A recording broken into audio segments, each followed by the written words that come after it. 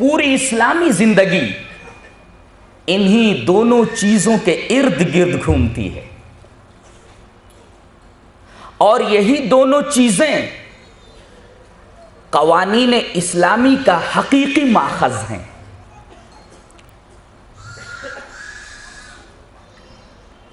قیاس بھی کیا جائے گا تو مقیس علیہ انہی دونوں کو بنایا جائے گا۔ قیاس کہیں آسمان سے نہیں ٹپکتا ہے، قیاس کے لیے ضروری ہے کہ مقیس علیہ موجود ہو۔ قرآن اور حدیث کے اصول کلیہ کو سامنے رکھ کر کے قیاس کیا جاتا ہے۔ تو یہی دونوں قرآن اور حدیث شریعت کے حقیقی ماخذ ہیں۔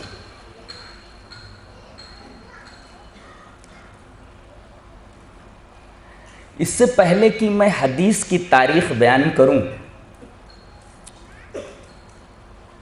ایک سرسری نظر تاریخ قرآن پر ڈال لیتے ہیں تاکہ بحث کو سمجھنے میں قدرے آسانی ہو۔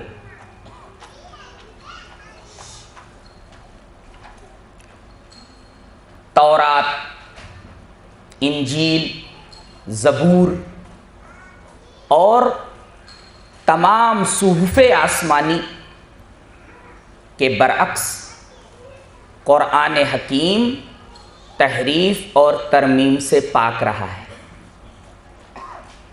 تورات میں تحریف ہو چکی ہے، خود قرآن نے فرمایا فَوَيْلٌ لِّلَّذِينَ يَكْتُبُونَ الْكِتَابَ بِأَيْدِيهِمْ ثُمَّ يَقُولُونَ هَذَا مِنْ عِنْدِ اللَّهِ۔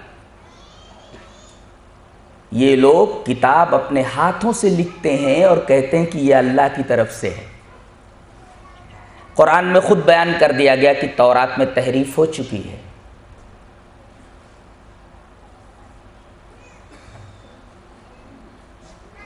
مسئلہ رہا انجیل کا۔ ابھی کچھ عرصہ پہلے جرمنی میں عیسائی پادریوں نے انجیل کے تمام نسخے دنیا کی مختلف جگہوں سے منگوائے اور تمام نسخوں کے متون کا مقابلہ اور موازنہ کیا، تو تمام نسخوں کے متون کا موازنہ مقارنہ کرنے کے بعد جو رپورٹ شائع ہوئی وہ یہ تھی کہ تمام نسخوں میں انجیل کے 2 لاکھ اختلافی روایات موجود ہیں۔ قرآن نے کیا کہا؟ افلا يتدبرون القرآن ولو كان من عند غیر اللہ لوجدوا فیہ اختلافا کثیرا۔ کیا تو یہ قرآن پر تدبر نہیں کرتے؟ اگر یہ اللہ کی طرف سے نہ ہوتا تو اس کے اندر بہت زیادہ اختلاف پایا جاتا، لیکن چونکہ یہ قرآن اللہ تبارک و تعالیٰ کی طرف سے ہے، لہذا اس قرآن کے اندر اختلافی روایات کا وجود نہیں ہو سکتا۔ اس لیے کہ کسی کتاب کے اندر اختلافات کا پایا جانا اس بات کی دلیل ہے کہ اس میں انسانی تصرفات ہو چکے ہیں۔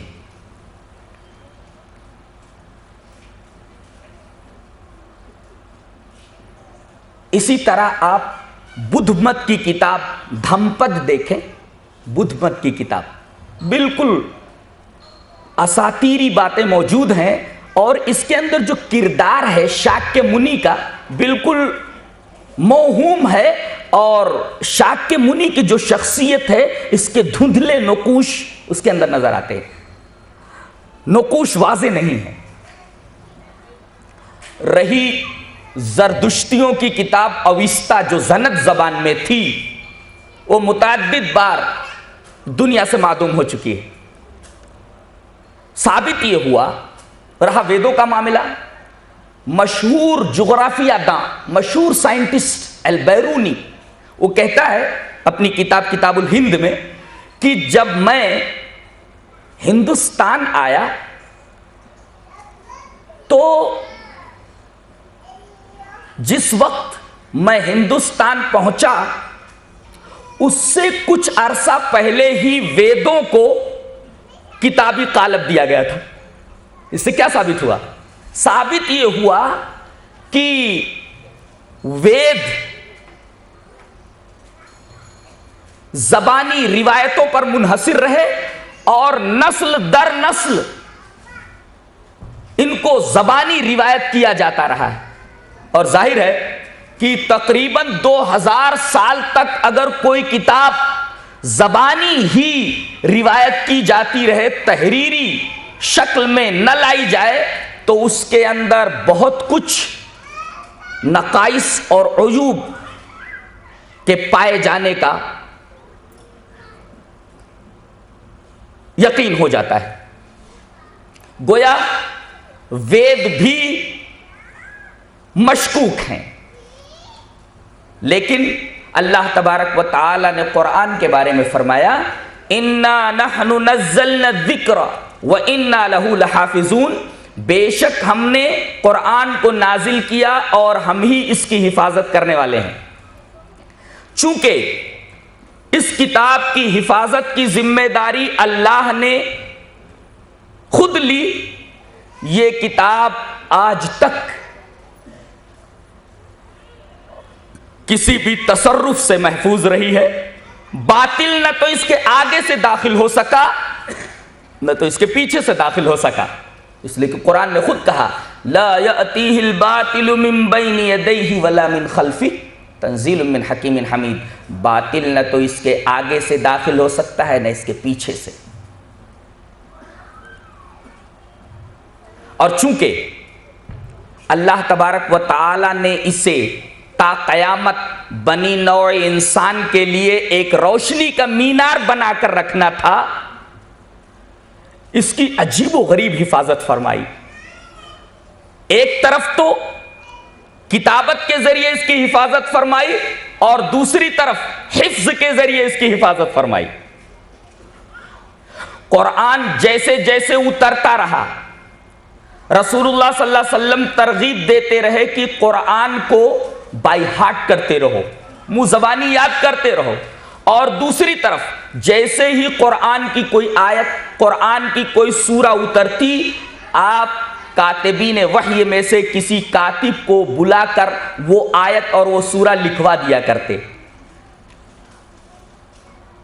سیرت کا مطالعہ کرنے والا طالب علم جانتا ہے کہ کاتبین وحی کی تعداد تقریباً 42 ہے، جس میں خلفائے راشدین اور زید بن ثابت پیش ہیں۔